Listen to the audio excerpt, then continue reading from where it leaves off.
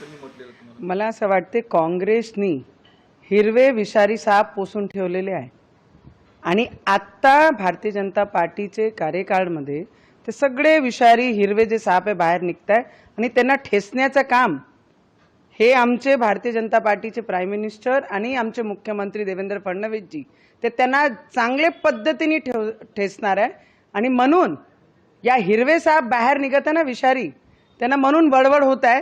पण त्या वडवड होणारे लोकांना एवढंच सांगेन मी की तुम्ही चिल्लर लोक आहे. चिल्लर लोकांवर मला उत्तर द्यायची काही गरज नाही आहे. पण तुम्ही जे हिरवे साप पोसून ठेवलेले आहे ना त्यांना आम्ही सोडणार नाही. त्यांना ठेचण्याशिवाय आम्ही राहणार नाही.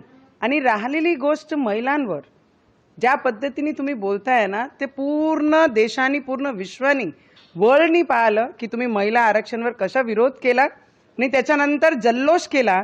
आणि जे महिलांवर बोलणारे आहे यांनी जे महिलांना समर्थन नाही दिलं, हा बिलाला समर्थन नाही दिला, टीएमसी असो, काँग्रेस असो, अखिलेश असो, डीएमके असो, जेवढेही लोकांनी ऑपोजिशनवाल्यांनी विरोध केला ना तर काँग्रेसची मनशाचा सापच दिसत होती. पढ़ते रहिए fight against criminal daily newspaper.